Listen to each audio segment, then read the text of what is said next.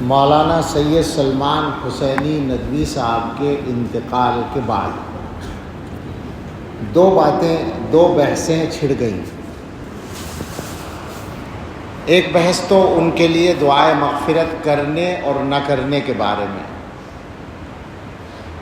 اصلاً تو لوگوں نے یہی چھیڑی جبکہ یہ چھوٹی بات تھی اور کوئی بڑا مسئلہ نہیں تھا، لیکن جن لوگوں نے یہ بات چھیڑی وہ اللہ جانے کہ حق کے نادان دوست تھے یا دانا دشمن تھے، کہ اس کی وجہ سے ایک دوسری بحث چھڑ گئی، اور خاص طور سے ان کا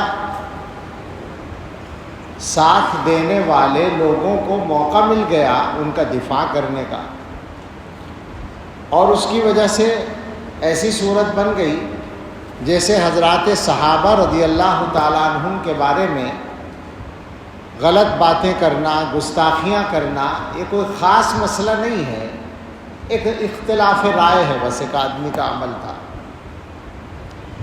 بہت سے لوگوں نے شاید اسی کے رد عمل میں تعریفیں شروع کر دی ان کی، کاش یہ بحث نہ چھڑتی، انتقال ہوا، نماز جنازہ ہوتی جیسے سب کی ہوتی ہے اور بات ختم ہو جاتی، لیکن لوگوں نے بحث چھیڑ دی۔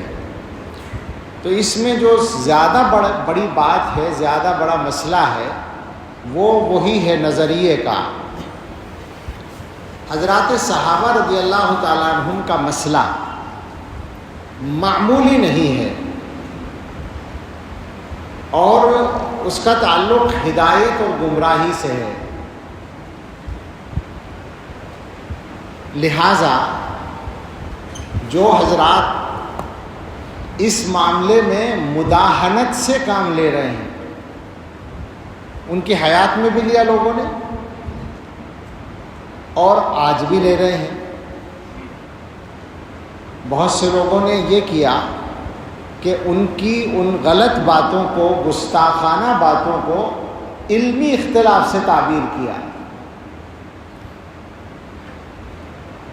لوگوں کو یہی پتہ نہیں ہے کہ اختلاف کیا ہوتا ہے، اور یہ جو بات ہے کہ اختلاف رائے کو برداشت کرنا چاہیے، تو کون سا اختلاف رائے ہے جو برداشت کرنے کی گنجائش ہے، اور کون سی بات ہے جس کے بارے میں چپ رہنے کی گنجائش نہیں ہے۔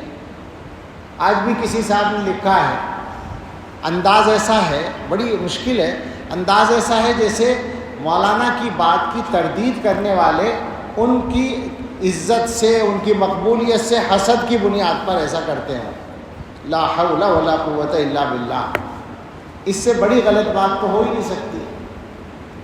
عزت تو ان کی اس وقت تھی جب وہ صحابہ کے بارے میں گستاخی نہیں کرتے تھے، کیا اس وقت کوئی حسد کیا گیا ان کے ساتھ؟ سوال یہ ہے، جب انہوں نے یہ غلطی شروع کی تو غلطی کو غلطی کہا گیا، اس کا تعلق حسد سے نہیں ہے، اور یہ وہ اختلاف نہیں ہے کہ صاحب علمی اختلاف میں ایک دوسرے کی رائے کو برداشت کرنا چاہیے، یہ تو امت کے اندر گمراہی کا راستہ کھولنے والی بات ہے۔ اور میں بہت ہی تکلیف کے ساتھ یہ بات کہوں گا کہ اس طرح کے مسائل کی سنگینی کو سمجھنے میں کمزوری دکھانے والے صرف جماعت اسلامی کے لوگ یا صرف ان کے تلامذہ نہیں ہیں، ہمارے فضلاء بھی بہت سے پائے جاتے ہیں۔ میری سمجھ میں نہیں آتا کہ ایسا کیوں ہے۔ جو لوگ دین کی سمجھ گہرائی کے ساتھ رکھتے ہیں ان کو یہ بات معلوم ہے کہ امت میں کون سے مسائل ایسے ہیں جو بالکل علامت کا درجہ رکھتے ہیں۔ بالکل سادہ سے انداز میں پوچھتا ہوں کہ صحابہ کرام کے سلسلے میں مولانا مرحوم کے رویے کے بعد کسی کی ہمت ہے، ان کا دفاع کرنے والوں کی بھی ہمت ہے کہ وہ یہ ثابت کر دیں کہ ان کو اہل سنت والجماعت میں شامل مانا جائے؟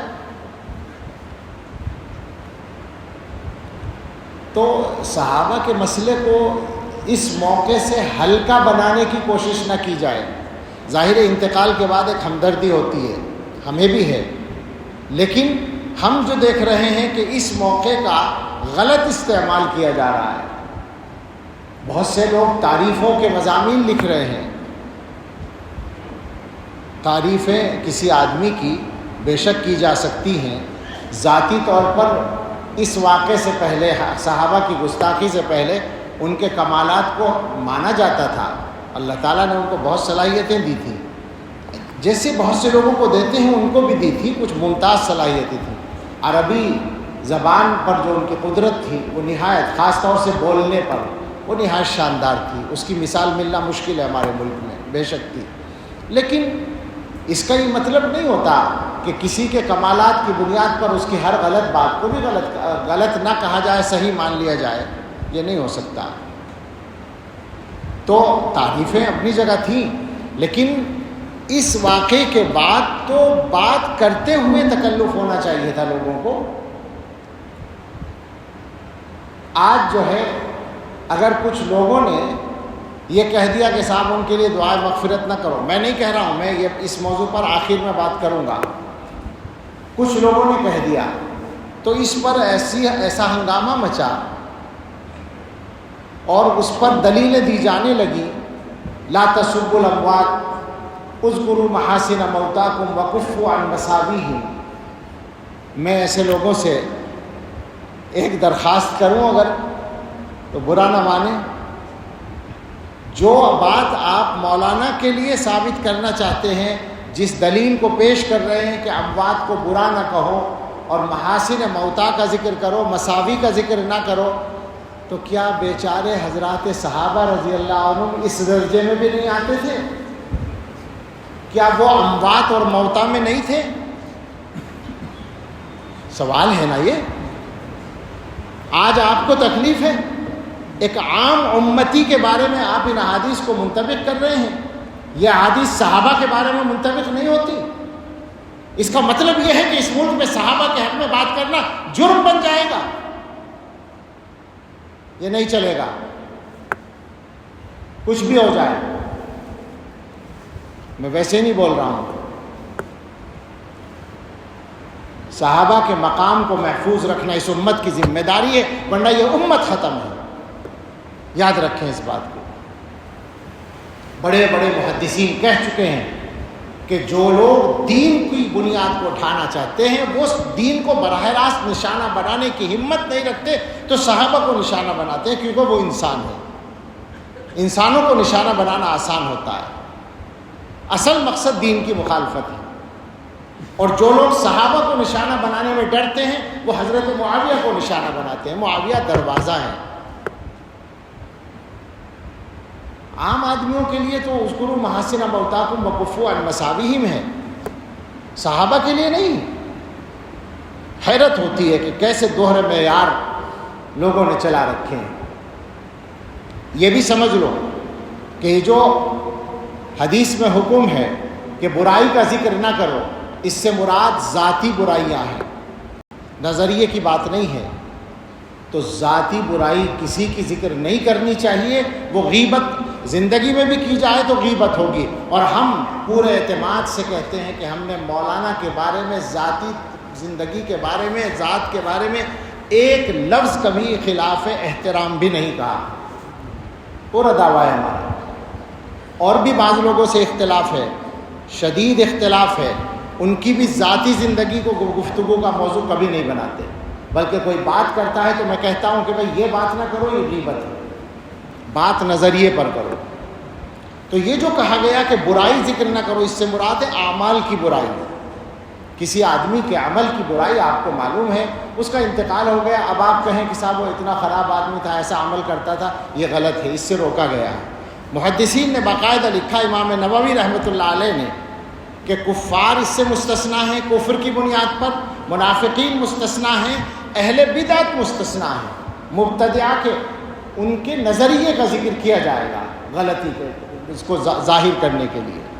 تو لہٰذا اگر کوئی آدمی یہ کہے کہ گستاخی صحابہ، حضرت معاویہ رضی اللہ عنہ کی شان میں گستاخی یا دوسروں کی شان میں گستاخی، یہ غلط بات تھی، یہ ان کا غلط عمل تھا، تو یہ اس کے ذیل میں نہیں آتا کہ برائی ذکر نہ کرو.